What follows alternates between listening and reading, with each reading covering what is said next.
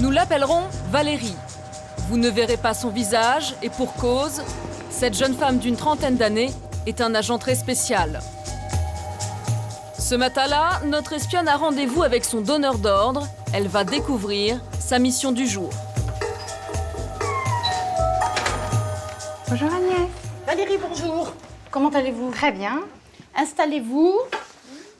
Donc, vous commencez par une visite mystère au restaurant, ce qui est quand même fort sympathique. Vous avez bien reçu votre dossier, questionnaire, brief, scénario et fiche de mission. Oui, j'ai tout reçu sur Bon. Internet. Vous allez devoir mesurer la qualité de service durant tout le temps du déjeuner et aussi, évidemment, évaluer la qualité de l'état des lieux à tous les niveaux du restaurant. En France, les restaurants laissent souvent à désirer. Accueil, propreté, conseil, le service n'est pas toujours à la hauteur. Valérie devra tout noter et rapporter ses observations à ses employeurs. Valérie, est-ce que ça vous paraît clair? Très clair. Bon, je ne peux que vous souhaiter un bon appétit. Merci, c'est gentil. Régalez-vous, travaillez bien et comme ça, tout sera positif. D'accord.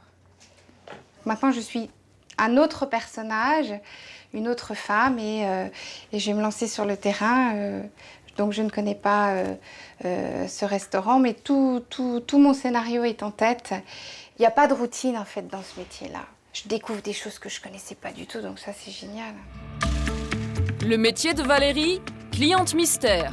Un nouveau genre d'espion commercial apparu en France il y a une dizaine d'années. Magasins de chaussures, salons de coiffure, banques, pharmacies, musées, ils sont partout, mais jamais visibles. Pour devenir client mystère, pas besoin d'être un accro au shopping, mais il faut réunir de nombreuses qualités. Avoir l'esprit d'observation, avoir de la mémoire, qu'elle soit auditive ou visuelle. Il faut qu'un coup d'œil, l'œil soit circulaire. Il ne faut pas simplement qu'elle regarde en face d'elle. Tac, tac, j'entends, j'écoute, je mémorise. Il faut qu'elle soit discrète. Pour assurer un total anonymat à Valérie après la diffusion de ce reportage, nous avons demandé à Nathalie, une maquilleuse professionnelle, de la transformer. Lentilles de contact colorées, traits remodelés au phare, perruque, Nathalie métamorphose complètement Valérie. La fausse cliente doit être méconnaissable. Si elle se faisait repérer par des vendeurs, elle perdrait sa couverture et du même coup son travail. C'est solide? Oui, oui. Ok. Non mais c'est important, un coup de coude au restaurant et tout est terminé. Ouais. Le client est tout à fait au courant qu'il y a une vague d'enquêteurs qui arrivent, mais ils ne connaissent pas la personne, le sexe, le jour, l'heure. Donc bien entendu, ils sont un peu aux aguets. Donc par moments, ils peuvent faire attention. Donc j'ai pas du tout envie de me faire repérer. Oh là là! Oh. Eh ben dis donc, on me reconnaît pas. Hein. Au travail. Même moi, je me reconnais pas. Non. Pour aller en visite mystère au restaurant, Valérie a besoin d'une complice. C'est Alice, une de ses amies, qui fera office de couverture lors de cette mission. C'est toujours bien dans un restaurant en fait d'être à deux, hein, parce que comme ça on se fait moins repérer. Je sais pas, en reste du coup, c'est très bien. D'ailleurs, j'y suis jamais allée, donc ça tombe bien. La visite mystère va commencer. Pour plus de discrétion, nous suivrons Valérie en caméra cachée. Elle a demandé à son amie de venir en voiture car le scénario de la visite impose de tester le service voiturier. Donc en premier, effectivement, c'est le voiturier. Il faut pas attendre en fait. Il faut que notre voiture soit prise immédiatement. Il est là le voiturier. Ils réagissent vite. Hein. Bonjour. Bonjour monsieur. Aucune attente, la visite mystère commence bien. Bonjour. Dès qu'elle entre dans le restaurant, Valérie met tous ses sens en éveil. Rien ne doit lui échapper. Bonjour monsieur. C'est pour vous? Vous êtes bien installé? Très bien. Regardez. J'ai juste quelques petites observations là que j'ai remarquées. La nappe, alors ça c'est du sel ou c'est du poivre. Elle n'est pas totalement nettoyée. Donc ça, il faut que les nappes soient très très bien tirées. Sinon, le serveur est intervenu très rapidement. Il a regardé très discrètement si la table n'était pas bancale. Donc ça, on nous demande à chaque fois de vérifier. Valérie a remarqué un ingrédient qui l'intrigue sur la carte. Elle va interroger le serveur. C'est une façon de tester ses connaissances. Moi, j'aimerais bien, s'il vous plaît, des haricots verts. C'est quoi le shiitake? Le shiitake, c'est une variété de champignons japonais, un champignon plat. Oui, Enfin, un petit goût de sel, je dirais. c'est des champignons noirs. Oui, absolument. Bah, moi, j'ai envie de tenter ça. Vous l'essayez? Dès que le serveur a tourné les talons, la cliente mystère jette un coup d'œil discret à sa montre. Elle doit vérifier qu'on lui apporte bien son plat dans les délais impartis. Le serveur a 7 minutes, le compte à rebours est lancé.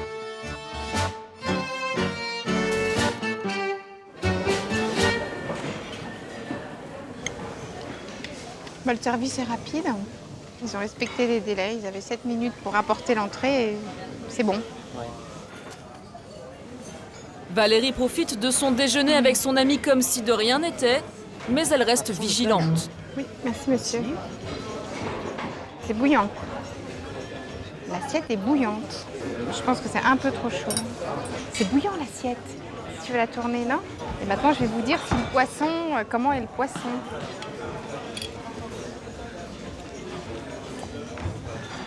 Bouillant. Ouais. Beaucoup trop chaud. Donc ça, c'est dommage. Le repas touche à sa fin lorsque Valérie est dérangée par du bruit qui vient de la cuisine. On entend les couverts là. D'ailleurs, il doit vider un lave-vaisselle ou quelque chose. Parce que quand on est arrivé, il n'y avait pas ce bruit de fond. Mais là, honnêtement, les couverts et les assiettes qu'on empile, ça devrait être un peu plus discret. Donc ça, pour moi, oui, c'est à améliorer. Qu'est-ce qui vous ferait plaisir? Je vous rapporte la carte des desserts. Un dessert, oui, oui. Merci. Je vais aller me laver les mains. Valérie doit également se rendre aux toilettes. C'est le scénario de la visite mystère qui l'exige. Je suis en train d'inspecter les toilettes, donc ça c'est très très important. Très souvent on associe les toilettes aux cuisines, à la propreté en salle. Donc ici les toilettes sentent déjà très bon. Les poubelles à l'intérieur des sanitaires sont vidées, il y a assez de papier toilette et les lavabos sont tout à fait propres. Valérie se fera rembourser le déjeuner par sa société. Merci, Les deux monsieur. amis ont donc déjeuné Au revoir. dans un restaurant chic sans rien payer et surtout sans se faire repérer par le serveur. Mission réussie sur tous les plans. Au revoir monsieur. Ils sont très rapides. Et puis ils vous ouvrent la porte, ils la referment. Non, ils sont courtois, hein, ils sont très galants. Aussitôt la visite terminée, la cliente mystère doit mettre ses observations sur papier. C'est dans un parc, à l'abri des regards indiscrets, qu'elle va remplir son questionnaire. Le voiturier vous dit bonjour avec le sourire, oui. Les plats sont servis à bonne température, non. Ça, je le note. Je vais dire que l'assiette de mon poisson était trop chaude, donc ça a réchauffé le poisson. Vous n'êtes pas un peu trop tatillonne là, sur la température du poisson? Moi, on m'a demandé de vérifier ce point, donc je le vérifie. Mais bon, personnellement, ça m'a pas dérangé. C'est bouillant l'assiette. Si tu veux la tourner là, bouillant. Je me mets à la place d'un autre client, ça peut peut-être les gêner.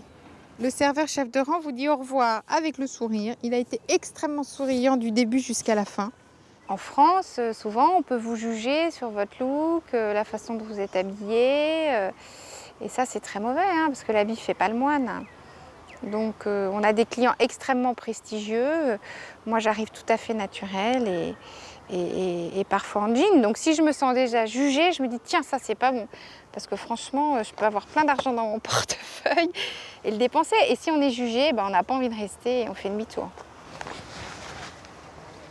Une seconde mission attend Valérie. Dans ce nouveau scénario, elle doit tester un magasin consacré aux loisirs et à la détente. Cette fois-ci, elle doit se faire passer pour une cliente qui cherche un cadeau pour une amie. Là, il faut que je regarde quelle est la zone la plus attrayante. S'il y a une musique, s'il y a un vendeur à l'entrée, s'il dit bonjour, quelle est la décoration, quelle est la mise en scène. Et c'est parti.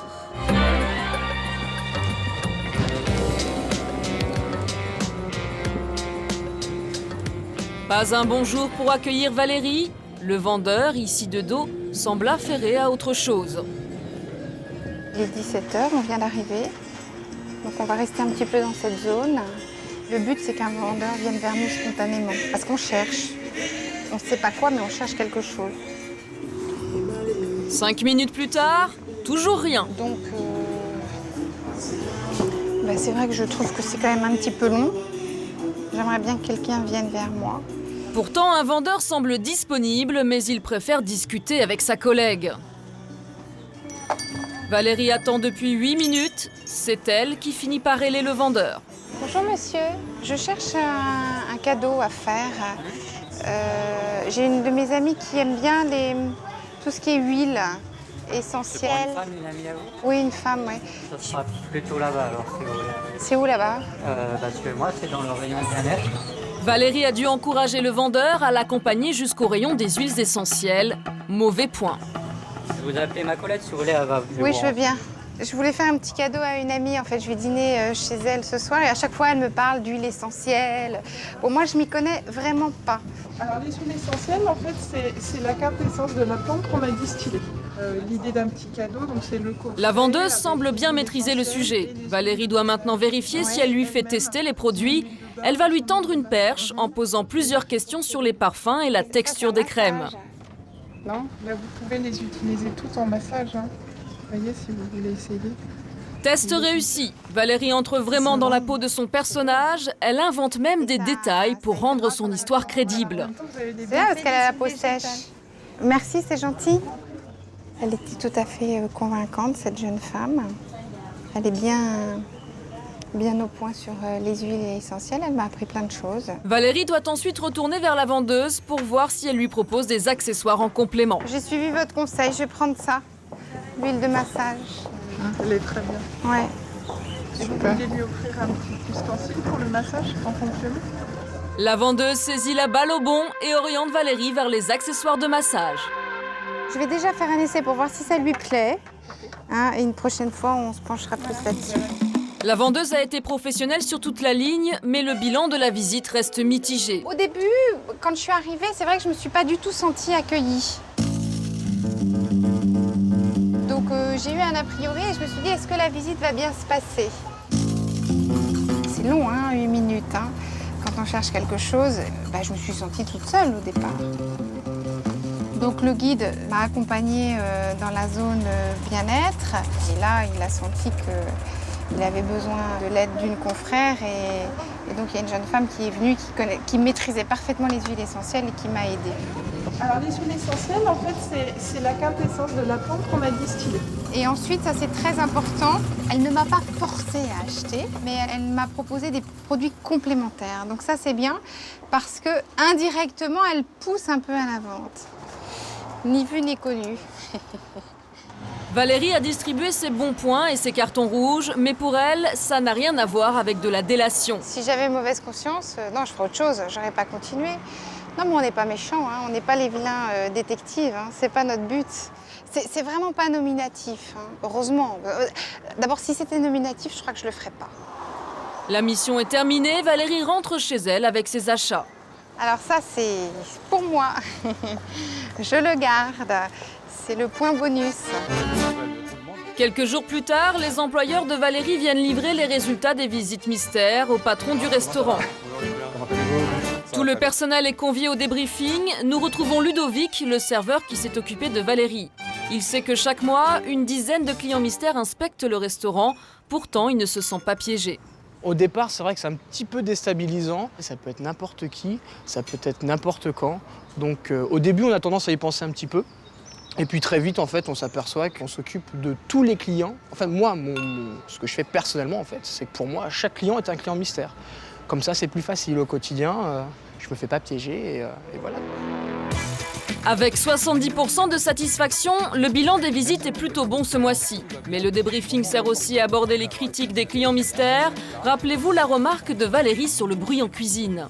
Ouais, on entend les couverts là. D'ailleurs, il doit vider un lave-vaisselle ou quelque chose. Parce que quand on est arrivé, il n'y avait pas ce bruit de fond. Et après chaque plat... La critique est relayée à l'équipe, mais aucun coupable n'est montré du doigt. Les manipulations dans la cuisine sont assez bruyantes. Donc ça, on a essayé d'en savoir un peu plus. C'était quelqu'un qui était placé vraiment près des cuisines et qui nous a dit que, on va dire, le bruit de l'instrumentation était un peu fort et que ça l'avait un petit peu gêné dans sa conversation avec son hôte. Donc soit c'est une demande particulière du client, dans ce cas-là on peut le prévenir, mais sinon les placer dans la deuxième moitié de la salle où ils sont plus loin des cuisines et du bruit. C'est pas le management contre les équipes, c'est de dire attention, on peut mettre un juge extérieur qui lui est impartial, qui n'a pas d'affect dans son établissement et qui va juger de la qualité de service. Et ça fait beaucoup de bien aux équipes. Dans cette entreprise, le mystery shopping semble être une méthode de management efficace. Quand les courbes de satisfaction sont à la hausse, le chiffre d'affaires grimpe, de quoi rentabiliser les 19 000 € que coûte l'étude chaque année. On se retrouve le mois prochain avec des super résultats. D'accord ? Oui, monsieur.